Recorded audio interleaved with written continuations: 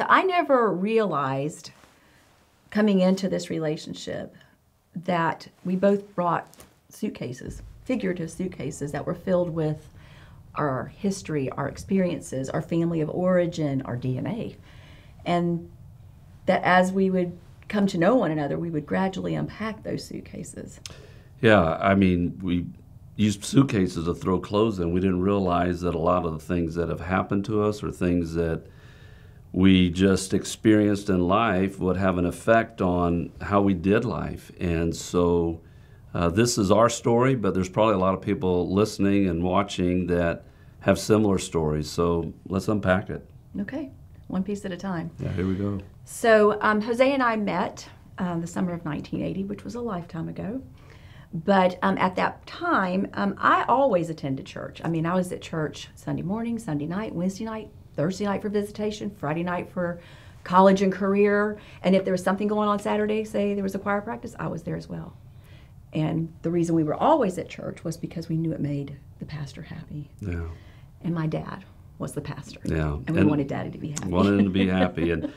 And I was a new believer when I met Michelle. Even though I went to church as a kid, my journey of faith in Jesus began as a college student. And it was really at the end of my college career that I began this journey of faith. And I wanted to go to church to be in a community of other believers and to learn. I mean, I was a babe. I wanted to be taught. And so this story started when on a road trip and in the minor leagues, I happened to go to the church where her dad is pastoring, and I had no idea that she was the pastor's daughter.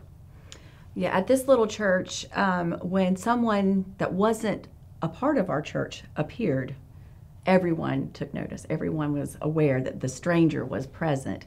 And so it was interesting that as he walked in and everyone, heads turned and all that, it was a surprise. And I had no idea who he was or why he was there. Yeah, and I was surprised when your dad invited me to lunch, which minor league ball players don't turn down free lunches, and to find out that you were coming to that same house. And so as we began dating, it was a 6-month whirlwind of dating. I was in the minor leagues. We didn't know what our future looked like. But then we started realizing what was in some of those suitcases that we had experienced in life so far, and some of it wasn't pretty. Yeah. So as I tell some of our friends, I think my parents fell in love with Jose before I did. But we did get engaged 6 months after we met and began planning a wedding. And it was at that point that the suitcases kind of came open. Yeah, I didn't know a lot about her past, other than where she was born in Chattanooga. She knew a little bit about where I came from. You knew that my parents had been divorced. I was one of 4 kids, all born illegitimately to the same man and woman. And they eventually got married, and then they got divorced after my dad spent 6 of 9 years in the Atlanta Federal Penitentiary.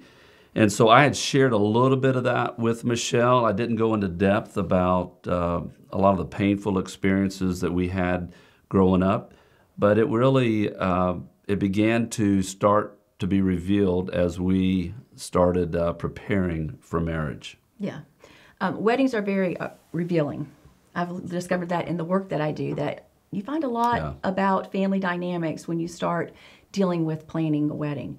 And that's what happened. As I was getting ready to send out invitations, and so I said to Jose, what's your father's address? Yeah, I thought she was talking about my stepdad, and I said, well, just send it to my mom. And she said, no, I want your dad's address. And I said, for what?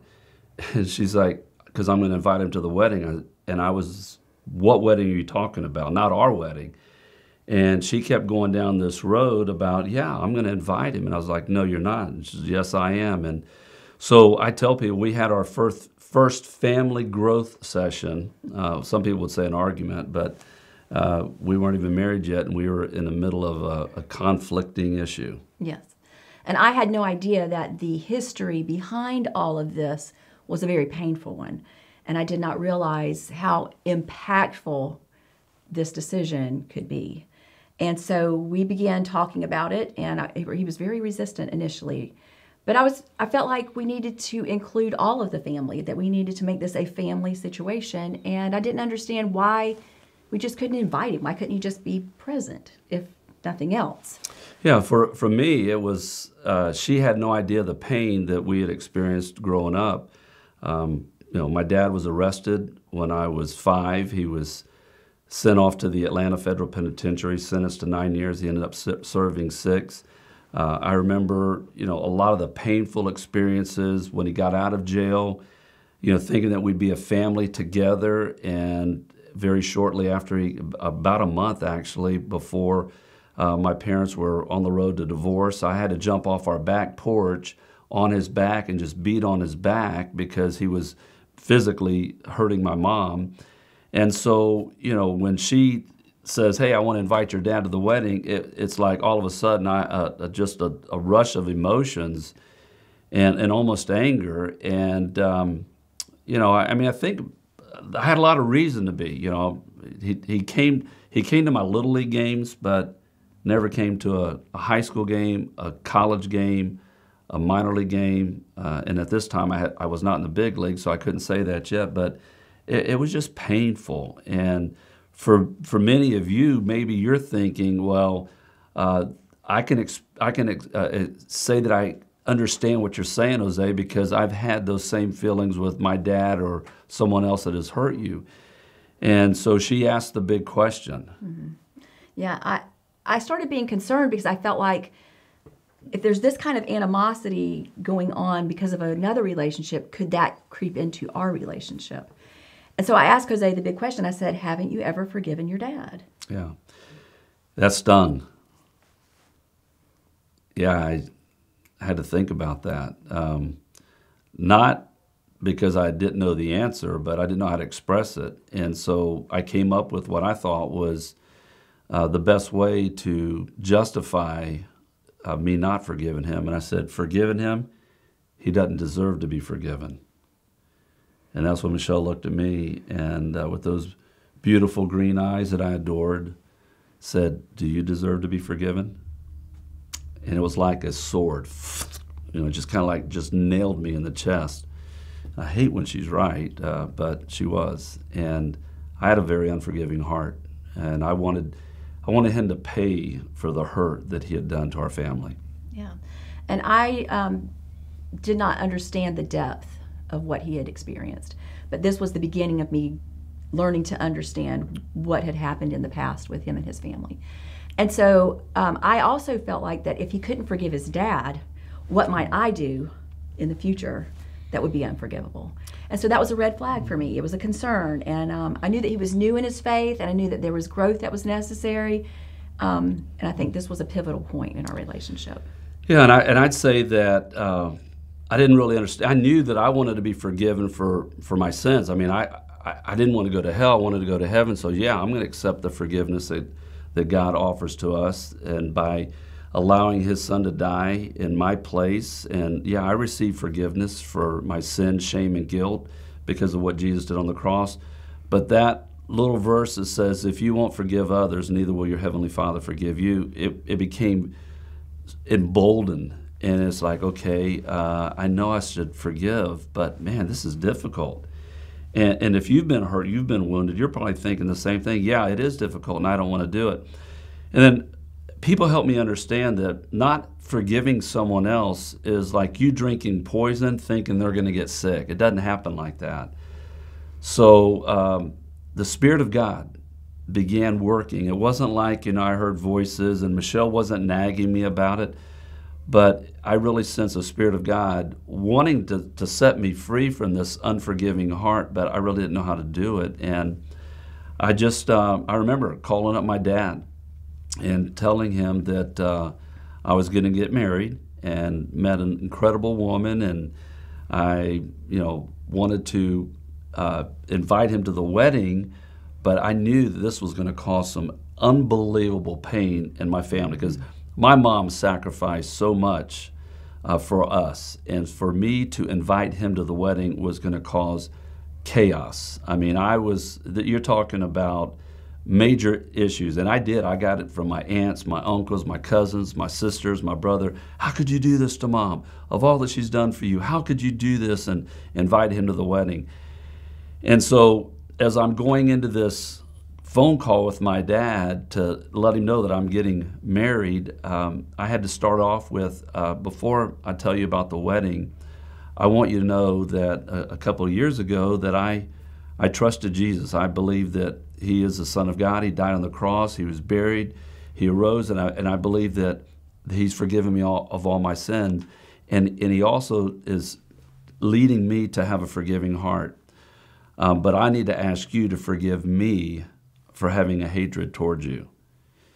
And that was difficult because the pride, I didn't feel like I had done anything wrong. I was just a kid. You know, what did I do wrong to not deserve his love and affection and care? And, you know, why didn't he want to come see me play in college and in the minor leagues? You know, wasn't he proud of me?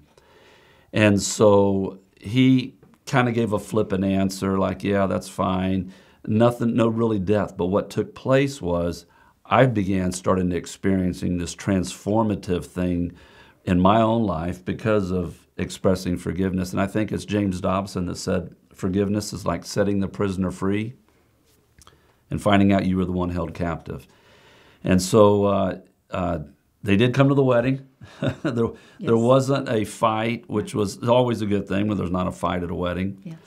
But and his mother even attended, and all of his siblings and their families.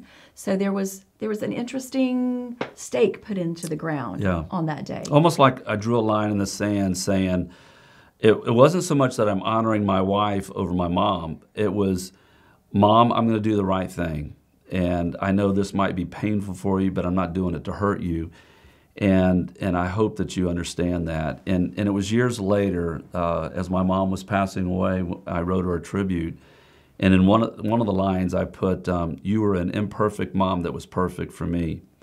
And after I read her this tribute in front of Michelle and our children and my stepdad, she embraced me and she whispered in my ears, I wish I could have married a man like you. Mm-hmm. Yeah.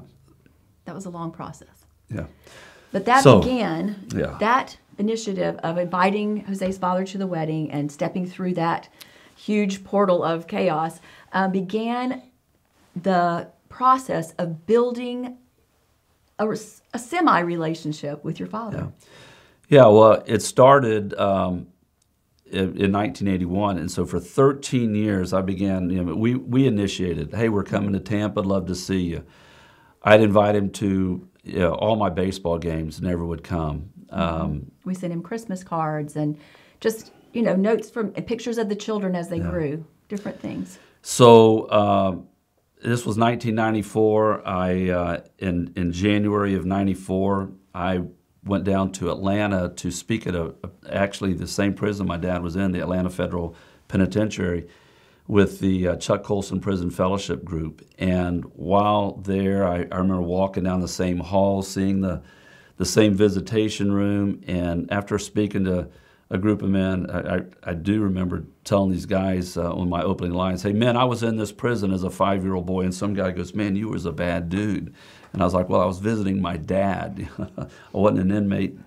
I wasn't a resident. So I walked out, and this was kind of pre-cell phone days, and went over to a payphone, a thing you actually put a quarter in and dialed, and I called my dad from the prison phone and told him that I just spoke in the same prison that he was in, and our relationship had grown quite a bit. It wasn't ideal, but it had grown quite a bit, and told him what I was doing there. And as I ended the conversation, I vividly remember saying, hey, Dad, all that's happened is forgiven by me, and I know God will forgive you too if you ask him. But I want you to also know that I love you.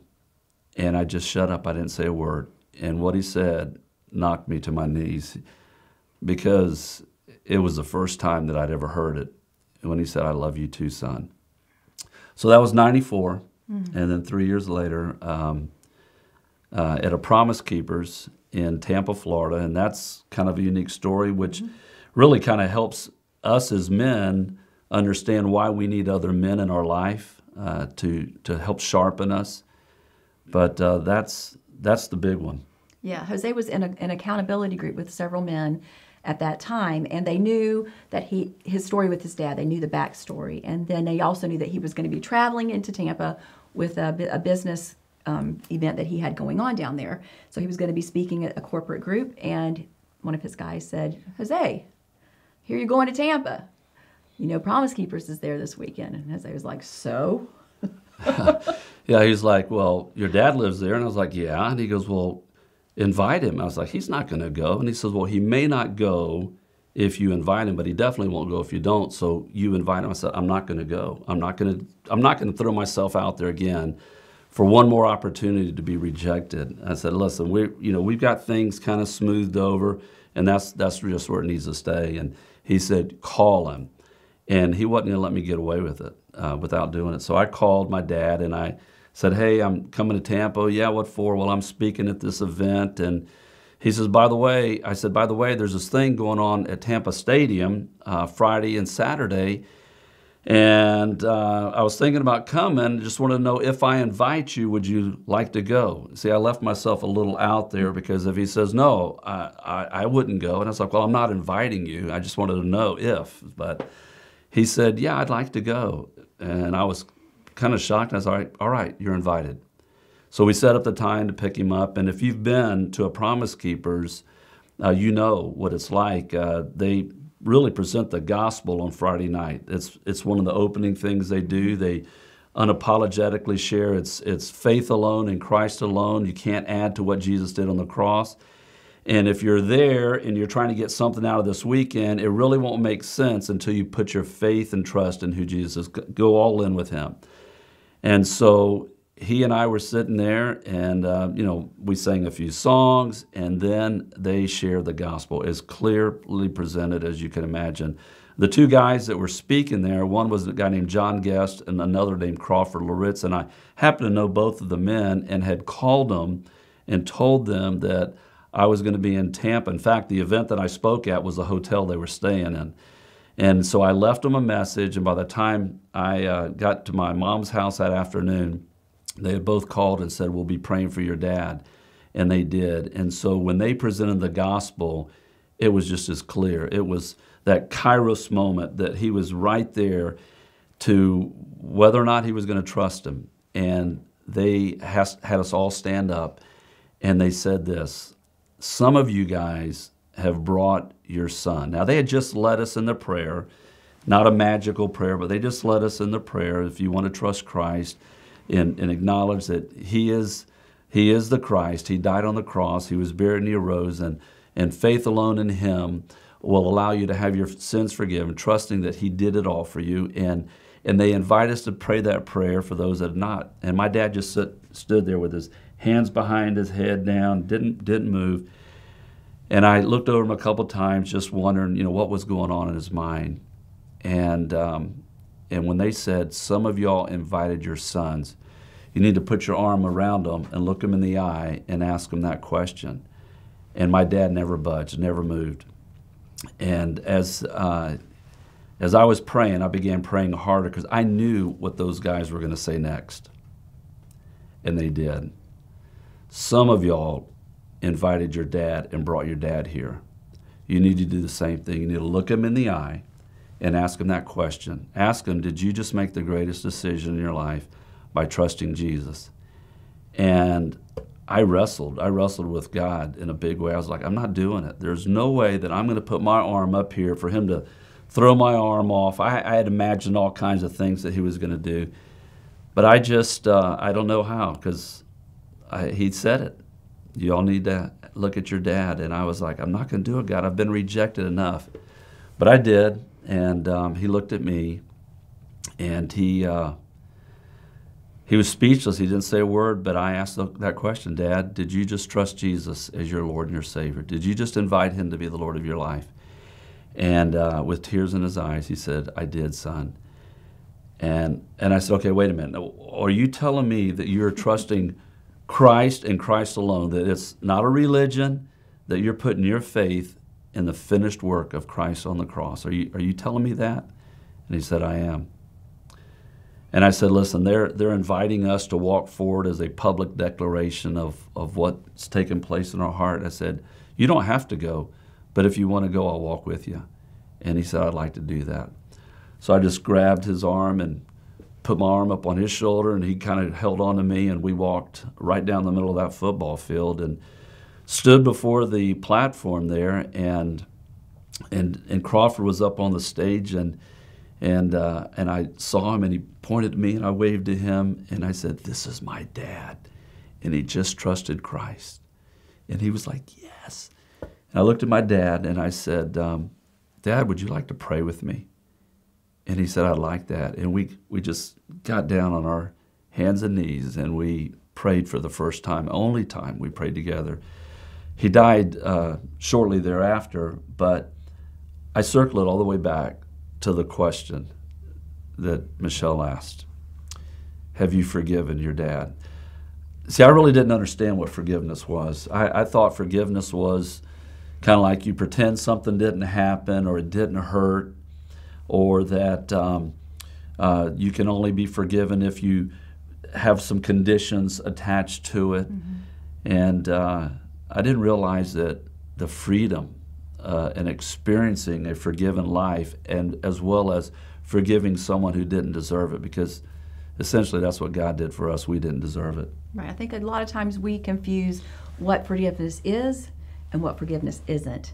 And that's where we want to help you unpack that situation in your life, where you can discern, do I have an unforgiving spirit, or do I need to ask for forgiveness in my life?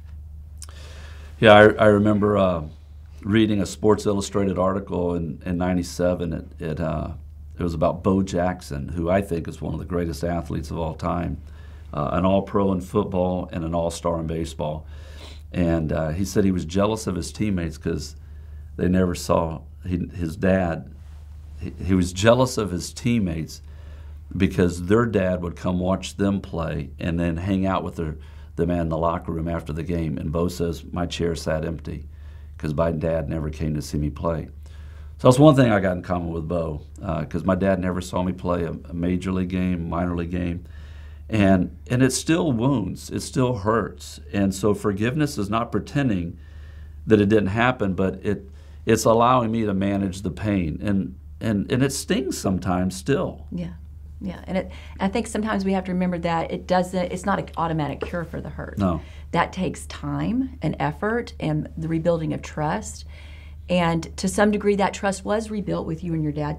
You were able to at least communicate and spend time together. And so that was a beautiful thing. So it's not conditional. I think sometimes we want to say, I'll forgive you if you do this and this and this. Yeah. You can't put conditions on forgiveness. I mean, God never puts conditions on our forgiveness. All we have to do is ask for it.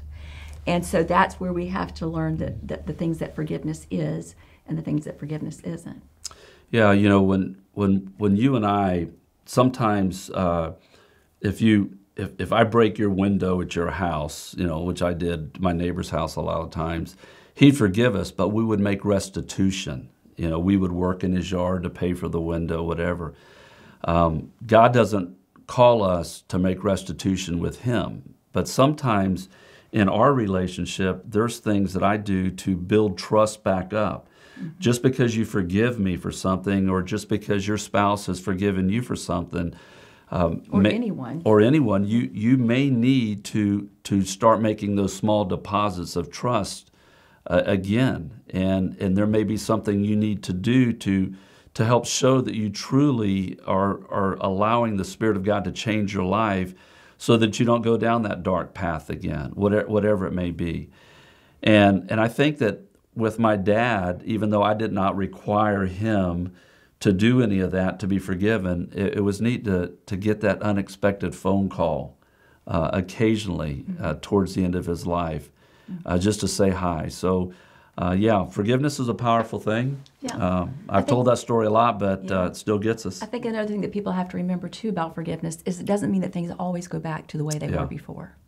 Sometimes there have to be new boundaries set up. There has to be a new plan, a new way of executing this relationship that may not be as it was before. And that can be painful, but that's also important for people to understand. Yeah. We also need to understand that, Forgiveness is setting something free from an offense. It's like paying them a debt, mortgage. If they tear your mortgage up, they've forgiven you that debt. They're not going to come back 5 years later and try to put those pieces together and say, hey, you need to pay for that debt. Right. We have to name what we've done. Right. And that's exactly what you did when you called your dad that day and you said, Dad, I need to ask you to forgive me.